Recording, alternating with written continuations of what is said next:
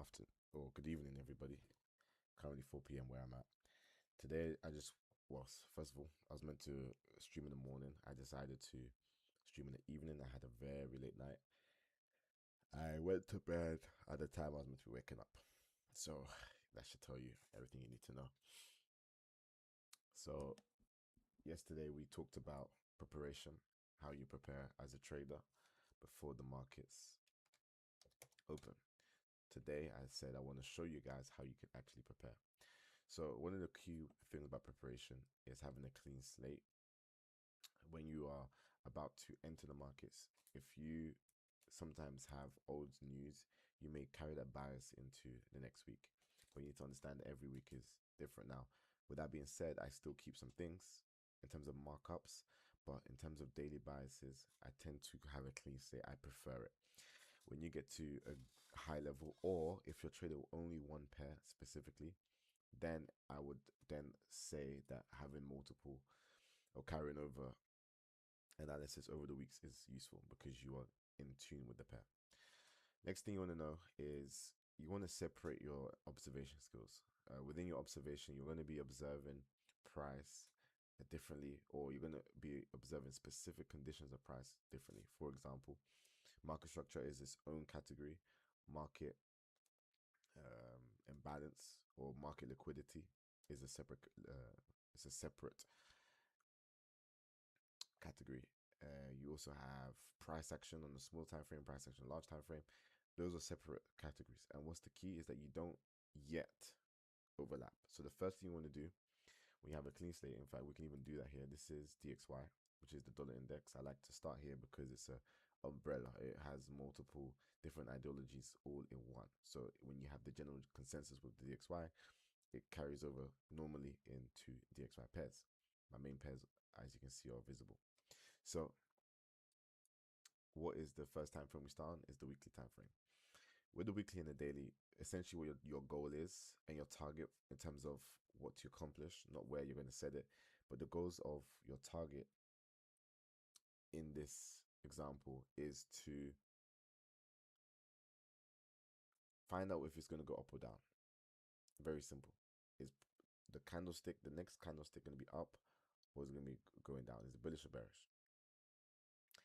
Interesting enough, I found I struggled with DXY for the past 2 weeks. And what do you notice about the characteristics? They are indecision candles. When there's indecision in the market, I suffer in terms of my output. Now, fortunately, indecision isn't common. If you were to look over, let's see, this box and look for only indecision candles,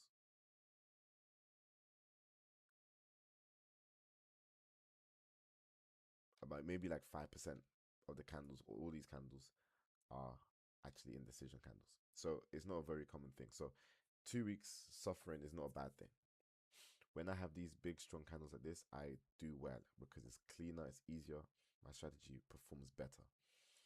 This is something I'm trying to adapt to, where in these conditions where you have this sort of indecision, I want to pivot into trading other pairs, which is why you can see me kind of going through other different pairs that are not necessarily DXY. Nevertheless, I want to see if this week we are going to be bullish or bearish. So just to reset and express what we're talking about, we are going to be finding out whether or not on the weekly and daily candle we're bullish or we are bearish. Okay,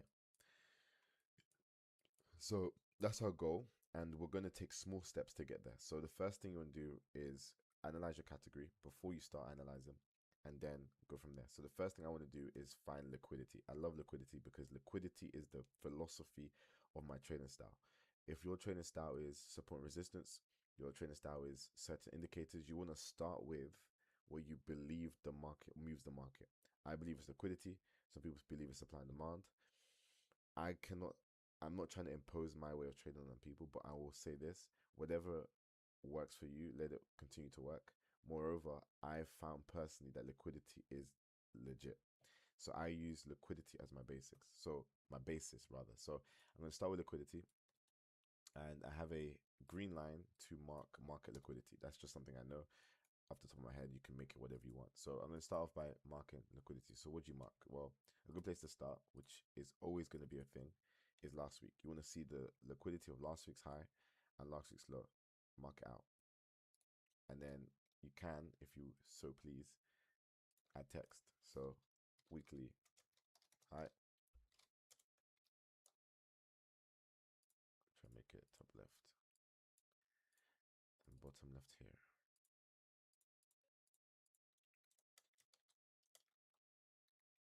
Weekly low. So we've already started with liquidity on the weekly time frame. Okay.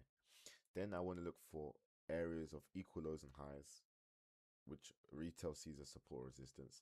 I see as liquidity. So I'm going to add any other options. And here we can see we have somewhat equal lows. And then we're going to draw a box to showcase. That gray box accounts for both of these lows. On the weekly time frame, that's not much difference. The low of this candlestick is 99,304 and 99,403. That's about 2 pips difference, I think. Or, well, obviously it's DXY, so it's not exactly pips, but there's not much space between them. So I classify this as equal lows. Then I want to look for equal highs, and funny enough, the weekly high kind of accounts for it. So I'm going to actually just draw a box because I don't want to adjust the weekly high. So I'm just going to draw this box here. And I do have a colored box to showcase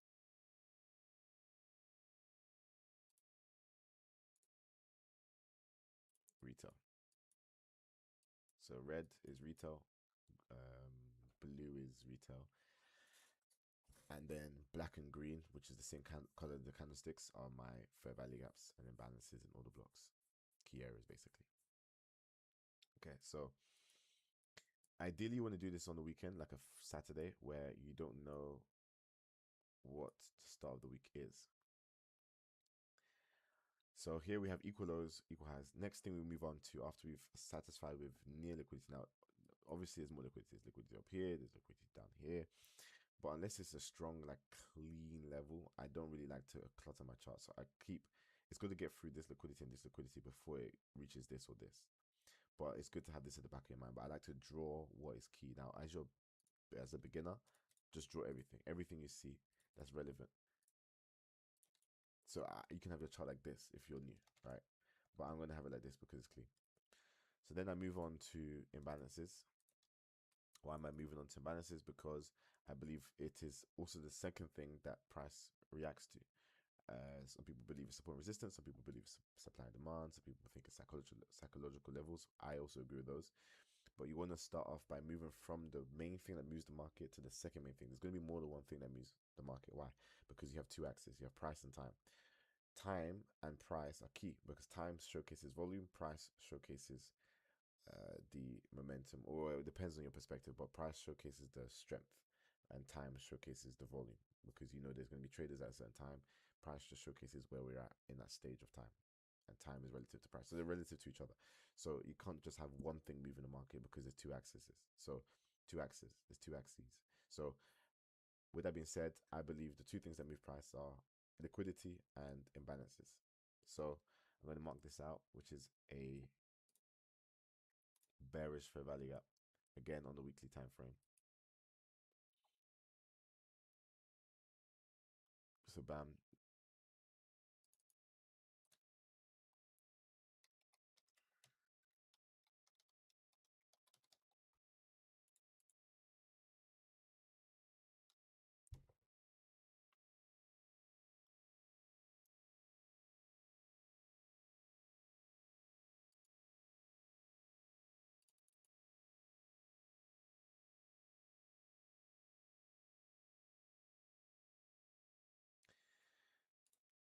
Also, I've got to note market structure. Just the back of the head, we're bullish, creating these high highs, high lows. So we're bullish, right?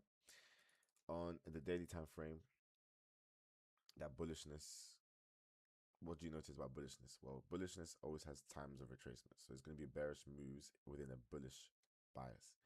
Here, same thing. Bullish, bearish move or consolidation. Bullish, bearish pullback. Bullish. So you've got to be adaptable to an extent, but you need to understand what price is doing first to be able to be reacting to when it's going to pull back. How do you know it's going to pull back? What's the confirmation, etc., etc. Then also you have the fact that it could be a reversal. So there's multiple ways of analyzing the same thing. But remember, this is just preparation. you can see the difference where you start to mix the skill of observation with interpretation. We're just analyzing facts here. We're not adding any bias. I think it's key to have that separate mindset because there's going to be time to interpret. Trust me. So let's enjoy the time of non-interpretation and just marking on the charts. So this is our weekly fair value gap here. Strong higher time frame zones and areas and things of liquidity or anything you believe move the markets. If it's on a higher time frame, it tends to be stronger, less subject to falsified moves or falsified ideas. For example, you may have a break of structure signifying a reversal. That's less likely to be a fake out if it's on a higher time frame. So this is the weekly fair value gap. You can also draw the daily here, but once I have a higher time frame version, I keep that as the main establishment. This is a swing low. I mark those market structures with black lines. So market ideologies, whether it's a certain type of high, a swing low, I mark it with a black line. So this is just to help me understand where we had that market structure shift. It was by taking out this low here. And then I would have put one here as well, but I don't like overlapping. So I'm going to keep the green line and I'm going to know that that is also a area of swing low. We also, I'm going to show you with the 2 arrows, we had the low high here, high here.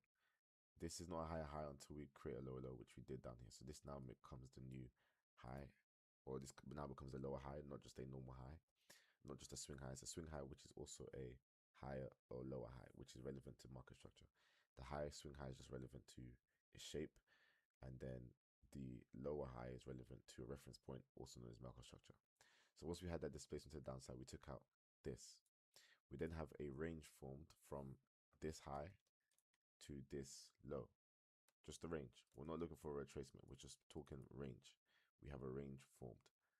Okay. I need to save this as extension.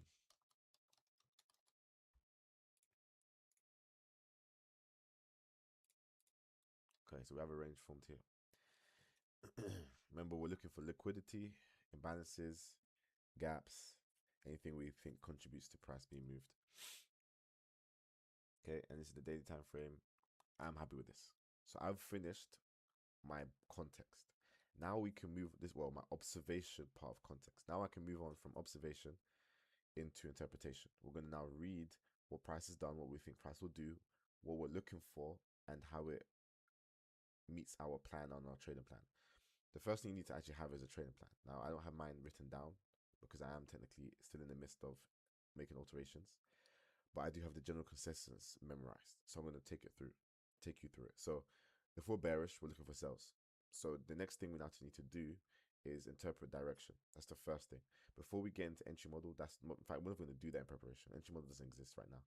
We're going to look at where we think price is going to go. Remember, we just need to determine if we're going up or down. So we're going to use our analysis that we've drawn, which is all the stuff here, to determine whether the next weekly and the next daily is bullish or bearish. Okay, so we're going to use market structure, liquidity as the two main factors for determining such. So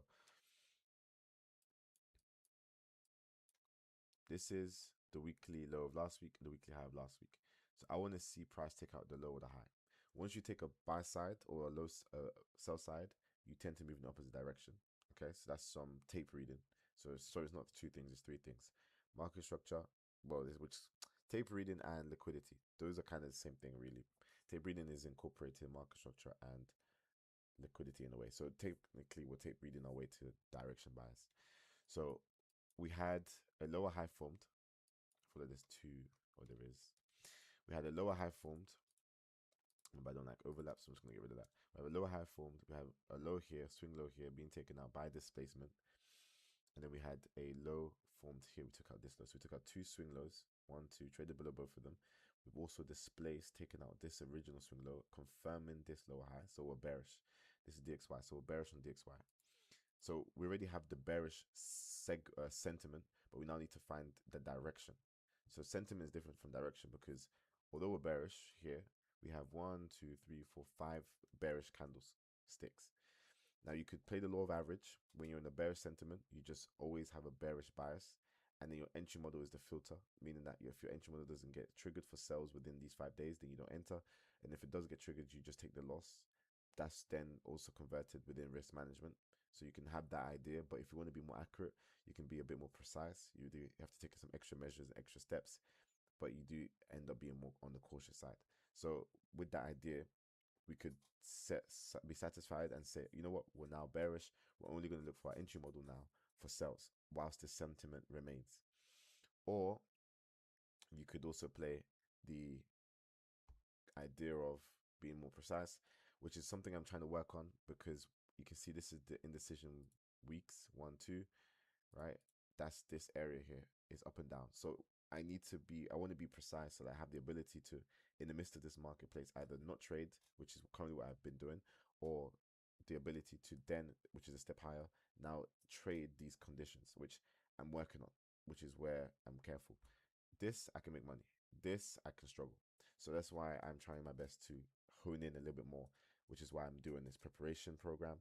And then we will move on to whatever topic we move on to eventually. And we may even refine this later or make it a bit more structured, because this is all off the top of my head. I haven't planned this, so bear with me, which is interesting because how have I not planned the session on about planning? All right, so once we zoom in, we have a bearish sentiment, but like I said, it is not bearish direction. So how do we determine direction? Well, we go back and refer to our reference points that we made earlier. For example, we have this weekly low right here. We have this weekly low right here. Or so weekly low right here, this equal lows right here on the weekly time frame. So price is drawn. If you see liquidity as a magnet, which is something, the philosophy I have, that means when you're closer to a magnet, the stronger the pull is, the stronger the force is. Why? Because you're closer to it. What does that mean? That then means that when we are closer to a liquidity area or liquidity pool or a imbalance, we are more likely to go towards the area. And then you have the aspect of also, what's that thing called? Tape reading, or yeah, tape reading. So tape reading and liquidity is what we use to determine direction. So here we can see here we had the weekly low. We close here. If you drew a Fibonacci from the weekly high to the weekly low, you could see that we're closer to the low liquidity than we are to the high. So the 50 point, which is this midpoint right here, which I don't like the color of 5. Why doesn't it show up? Oh, wait, there's an equilibrium point maybe. I'll leave it for now. But anyway, that midpoint there, we are below it, which means that we're closer to this liquidity and also this equal lows. So we have two pools of strong liquidity that we're closer to. So you could argue from this point onwards, we're bearish based on the fact that we created this swing high, right? And this swing high took out some liquidity and we're closer to this liquidity. So all those factors together mean that we're bearish to this liquidity. Cool. Obviously, with hindsight, you could argue that I probably knew that beforehand. Fair enough. But the idea is still there. So we're closer to this area of liquidity that's tape reading. And remember, we have a bearish sentiment too. So we only probably want to be looking for ideas suiting the bearish sentiment. The bearish sentiment comes from the overall gist of the fact that we created this displacement, or took out this swing low displacement, and then we have targets here. Remember, though, that sentiment does not equal the next candlestick. So to determine the next candlestick, we said is tape reading and liquidity. That is the main factors for it. So tape reading here, we saw the swing high created. When you have a swing high, you're more likely to create a following low. For example, we have a swing high here, and then what's the next candlestick? Bearish. Swing high here, next candlestick bearish. Swing low here, swing low here. Next one is actually neutral and then bearish. Swing high here, well, we actually bullish this time was wrong. Swing low here, well, actually bearish was wrong. Swing low here, bullish, correct. Swing high here, bearish. Yeah, swing high, bearish, wrong. Swing low, bullish, right. Swing high, bearish, right. So more often than not, when you have a swing high, you are likely to create a following bearishness. If you're swing low, you're more likely for the third or fourth candlestick, because you need 3 candlesticks to create a swing high or swing low. So the fourth candlestick is more likely to be bullish if you have a swing low created. Obviously, that's nothing on its own, but when you use it in tandem with other ideas, it can work very nicely. For example, here we had a liquidity sweep and we tagged into the weekly fair value gap. So that made this bearishness make sense. So whenever you have a bearishness, direction is good. Once you have a direction, you then need a target. Our target is here. Why? Because this is equal lows, right? Retail sees this as support. And whenever retail sees something as support, I see it as liquidity, I see it as a target. So right here would be my area of target. So I would be looking for price to open upwards. So we have a gap here to push upwards. I would have liked for it to actually take out this area of liquidity here. And then on the smaller time frames, I would be looking for price to displace downwards. Manipulation or a fake out, take out this liquidity, displace downwards, and then I can get my entry to my target here. So that would have been what I would have been looking for if I was to trade this. Then once you hit your target, so this is now the next thing, because technically I've started preparing on a Monday, I kind of have to adapt to the fact that my target's been hitting. Once my target has been hit, you're done. I'm done. It's a weekly target. I would have been actually done for the week on the early morning Monday if I had traded it properly, if I had seen what I was looking for. Why? Because once you hit your target, stop. Especially if you have a weekly target. Now, because I'm entering the markets now and I didn't take that trade, I don't have that target being hit. I can re-enter the market. Well, it's not really re-enter, it's my actually first entry. And now I can use knowledge that I have to then see where price is going to go now.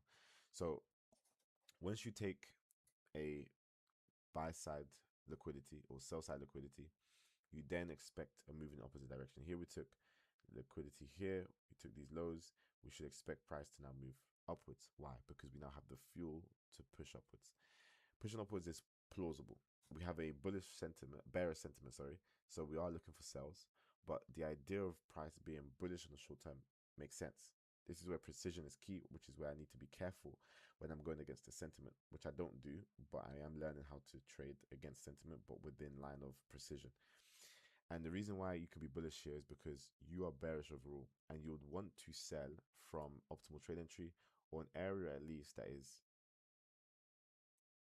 that makes sense. We have a weekly fair value gap here, displacement here. We want to see price retrace because retracements are normal in any trend. And then once we have retracement to this fair value gap, which is equilibrium, and then tags into this fair value gap as well, potentially even up to this optimal trade entry, I would then be looking for sells to then continue this downward trend. So as a bearish idea, I would now be, obviously we had the short-term idea to target these lows here, but then I also have an overall idea over here, something like this. But for this to happen, price has to obviously come up, and that's where you can then be somewhat bullish. Now, how would I then be bullish? What would I be looking for if I was to trade this bullishness? Well, if I was bullish, I want to see price confirm its bullishness, and the best way is to find the highest time frame where you see bearishness. And I see bearishness on the hourly, on the 4-hourly here, and I would wait for a swing high to be broken on this time frame. And there is actually none here because they're all swing lows. Swing high is all the way up here, so I can maybe go down the time frame, and then we have a swing high over here. So now that we have a swing high over here, I would be looking for price to displace, taking this out, and then create displacement range where it can pull back into to then target high highs. Now, because again, I am two reasons. I'll have two targets, and for two reasons. One, I have a bearish sentiment, so I don't really want to be in a bullish buy for a long time when it's a bearish sentiment. So I'll be targeting previous highs. So if price was to come back down, I'll be targeting just equal highs. And my second target will be up here because we have liquidity. It's a liquidity target, and I'll be trading the previous weekly high, which will be up here. So this will be my new bias, or my new, not bias, but what I'll be looking for. Now, obviously, I didn't enter the first trade, so I'm able to enter this based on my rule set. If I hit my weekly target, I don't trade for the rest of the week because it's a weekly target. I may monitor price, I may look at it, I may trade on my demo account, but I don't actually execute on my live accounts whilst after we've hit our weekly target for the week. It makes sense, right? If you hit your weekly target for the week, why would you continue trading on that same week? Because then you don't have a target. Without a target, we don't trade. We're nothing without a target.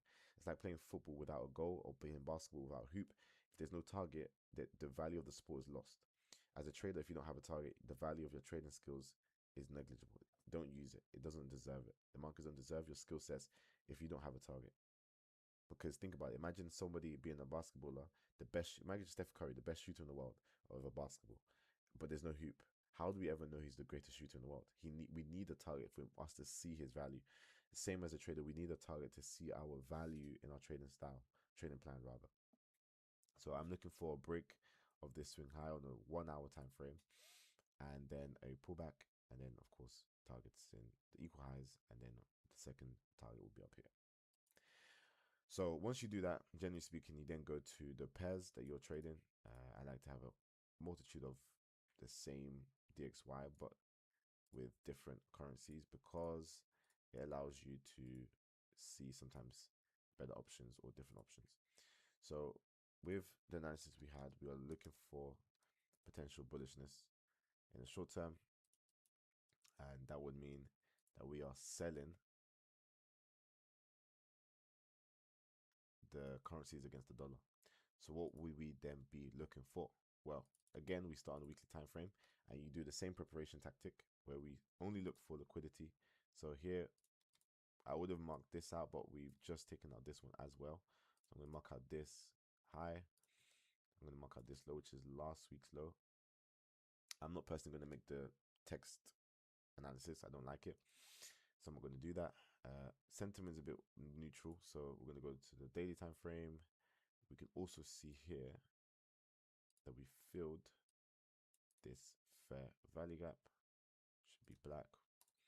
We do have this large area of what we would classify as an order block. We can also then zoom in, and I notice here that we have an order block right here. I'm just going to go over this full green candle here. This area is an order block of what caused this displacement, which is what we've come up to. So this is a 4 hour order block right here. We've taken liquidity, tagged into it. What does that show? Well, once you take buy side liquidity, we're looking for sell side or sell ideas. Why? Because retail sees this as what? Support. So because they see support, they're selling here, liquidity takes them out. I'm now looking for sells, but what type of sells am I looking for? Well, I would like to see, first of all, displacement, which is where we then move on to entry model. So before that, I just want to recap on how we got to this kind of idea. We hit our target of the weekly low. We took out liquidity of these weekly lows, and also we took out weekly low of last week. So we took out 2 areas of liquidity on the sell side. We're now looking for buy in opportunities. We are now looking for price to go up, pull back, retrace, and that is our consensus for our bias for the day. So we believe that for this day, we will see price be bullish. So with that being said, we then move on to the charts. We do chart work as well on the higher time frames weekly for our daily. We then see there's a 4 hour order block here. We also take out these liquid areas of liquidity here, which is high and lows, the high of a weekly time frame and the low of the next week. So this is the week of 2 weeks ago, and this is last week's low. 2 weeks ago's high, last week's low. Take out 2 weeks ago's high, which also had equal highs almost. Take that out, we could tag the order block. I am now waiting for my entry model. So we've got the context ready. Now my entry model can be complete because I have everything I'm looking for. We've got the bias, we've got the direction, we have our target set. Now it's about finding out how we can reach our target. So now entry model can go. So imagine I did all of this on a Saturday. When I wake up on a Monday, my life is easy. I just need to look at my entry model because I've done all the analysis beforehand.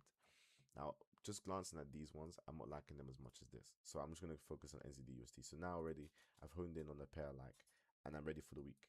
Just like that. And don't forget, I'm explaining myself, I'm doing it in greater details. That's 30 minutes of analysis. I could have done this in 5-10 minutes. Let's just say 10 minutes if I wanted to be as accurate as possible, right? 10 minutes of studying to get to this position where I'm in a very good place. So what does that now mean? Entry model comes into effect. Now the entry model has 2 jobs. It has the job of filtering out wrong biases, and it has the job of also getting us into the market. How does it do those 2 things? This is now kind of moving on to another topic, which we will focus on potentially tomorrow. It is the topic of entry, or your entry model should do after preparation, what to do after preparation. Because sometimes you can prepare all you want, but if price or the opportunity presents itself different to how you prepared, it doesn't matter. You can prepare by for the winter by buying, topping up extra gas, for buying radiators, for buying blankets, for buying coats, for buying jumpers. But you can still go outside and still feel cold. Even though you spent all this time preparing, you did all the right things. Though preparation puts you in a better place than if you didn't prepare, that's not the litmus test for good preparation. The only thing that matters is results. Your bank account or your trading account doesn't say, oh, you prepared well. No, it tells you how much you made. So you need to, at the end of the day, you cannot rely on preparation for everything. You need to prepare, because if you don't prepare, you're preparing to fail. So you need to prepare for something. But then when an opportunity arises that doesn't meet your preparation, meaning you prepared for everything to happen, but it doesn't go your way, you need to have systems in place to attack that. For example, if I prepare for winter and I buy extra warm clothing, but it's still not enough, I need to find out, okay, I need to reduce the amount of time I'm outside. What does that mean? That means I can be inside and therefore I'm warm. Or I need to plan now to not go outside, or to plan when I leave where it's optimal in the sense that it's the warmest it is in the day. So there's things you can still do even if your preparation, you find that your preparation didn't account for everything.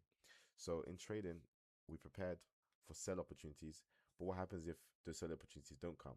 What happens if we enter, or there's buy opportunities present itself? Well, first of all, we ignore buying opportunities because that's not what we're prepared for. It's outside of our bias. So that's number one. If it's outside of your preparation, in the opposite direction, you don't trade it.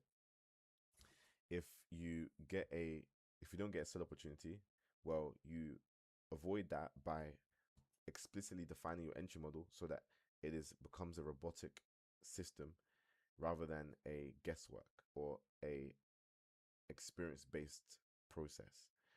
It is based on facts. Your entry model should always be based on facts. If there's any somewhat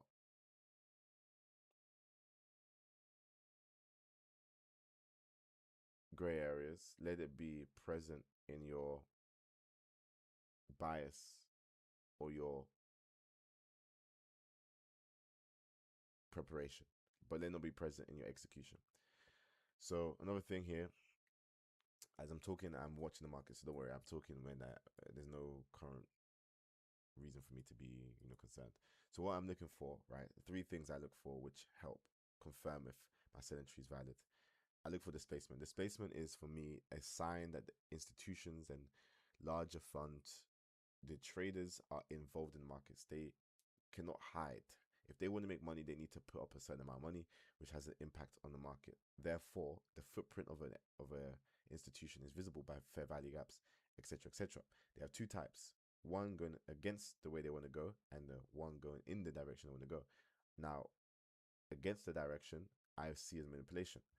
Right here, we have a fair value gap to the upside, taking out liquidity. What do I see that as? Manipulation. All of this, I see as manipulation right here. Why? Because it's against the direction I believe price wants to go. So anything here is manipulation, right?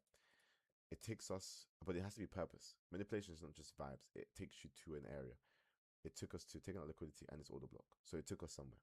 Now, I need to see the reaction, the follow-up. Before I enter any sell, I need to see a liquidity sweep. What do we have here? A liquidity sweep. Retail sees this as support. We see this as liquidity. We took it out. That's number one. Then I need to see a displacement to confirm that that liquidity sweep has a purpose, because liquidity sweep could also just be a continuation. But for it to be a reversal in the smaller sense of things, obviously smaller, I mean that this is small time frame bullishness, I will need to see displacement in the direction of my bias. So we currently don't have that on the 2 hour.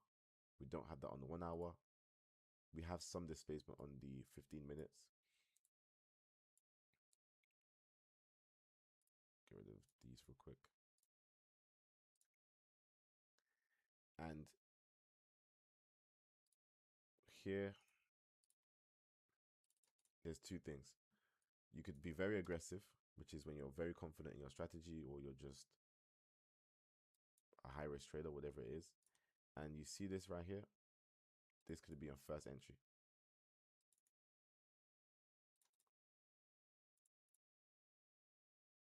Displays, took out this low, pull back into this area. Fair value gap here. This is the first candlestick contributing. And then you add a couple pips for spread, put it around here. And then you could be targeting your weekly target, which would obviously be an expectation to hold for the week, or you could just be targeting a swing low such as here, or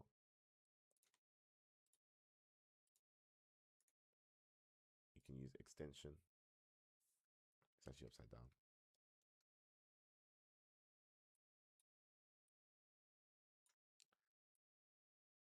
And then you can also do from here, targeting potential equilibrium, probably this fair value gap at this 0.5 area, or you can just be targeting here and taking partials along the way, which is probably what I would realistically do.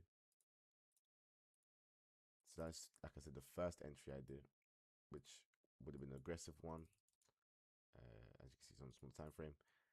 On the 15-minute, we have technically the same displacement. We also have one here. Let me see if there's one in the 30-minute. Nice. So you also have an area here.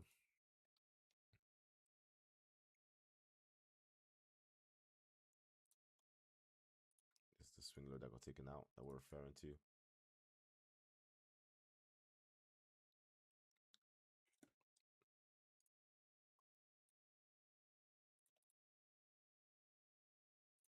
This is more of an aggressive entry, and I'll tell you why in a second. But this is one trading idea.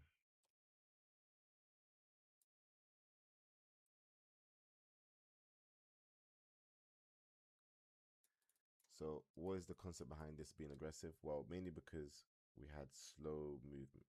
We didn't get the biggest displacement. So I'm personally not going to enter this because I don't like how small the displacement is. I also don't like how the displacement didn't bring us back into the range of this liquidity sweep. I would have liked for it to take out, come back down into this, below this blue box. We also have this swing low right here, which is a more prudent or poignant or very powerful swing low. Why? Because it's of greater market structure value in the sense that it's more effective on larger time frames. And also I would like to see displacement through the swing low, because remember, when we have that pullback, we want to be pulling back into that displacement range. So that's what I want. That's why I want it created.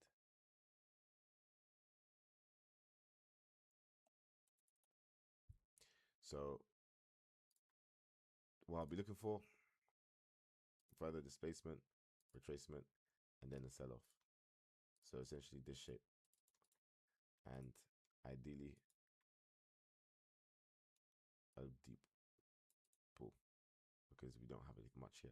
So that's my posture: preparation, meeting, interpretation, separating the two, how to prepare for the week, how you separate your skill sets, that you don't start interpreting when it's time for you to be observant or simply just stating facts. Allowing the entry model, there is room in the sense of tape reading allows for somewhat interpretation, but then there is some room for the entry model to do its work, which is factual based ideologies.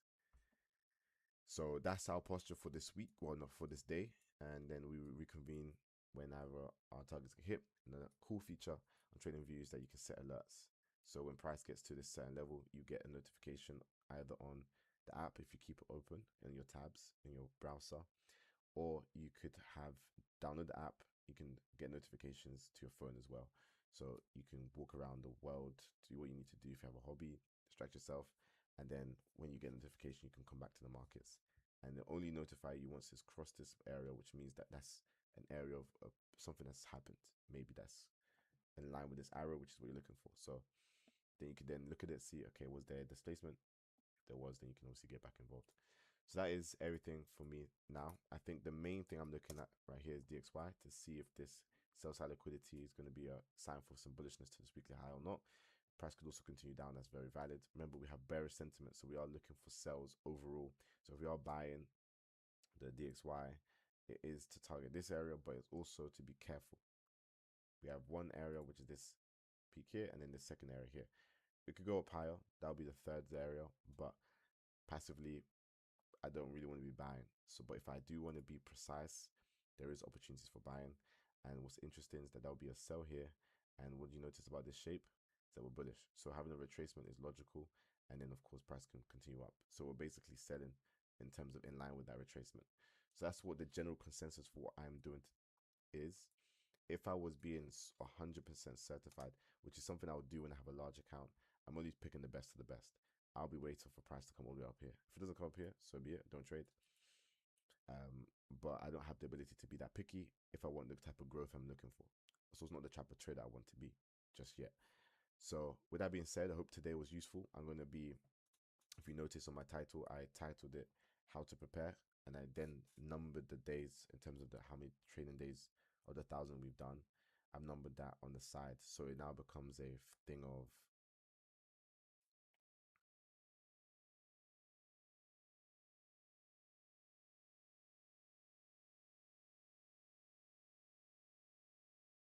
you can now actually find tools or videos that are specifically useful to you. It also keeps you on track. A lot of times I just be roaming, showing you how I do off stream, but I felt that it was lack of value to you. It was not efficient use of my time, and I could do it off stream. Like a lot of the studying I was doing on stream, which I do like for that period of time, but I'm always thinking of ways to improve, and this was one of the ways. So I'm going to be doing a mixture of talking videos and trading videos. Trading videos will be less talkative but more practical, and then talking videos will be useful information for you that you can use. And I try my best to make it where you can either use it in trading, outside of trading, or in your life or any area of business that you so desire. So for that, that is everything for me today. Keep an eye. We'll see what happens, and I'll see you guys tomorrow. It's been your boy CJ.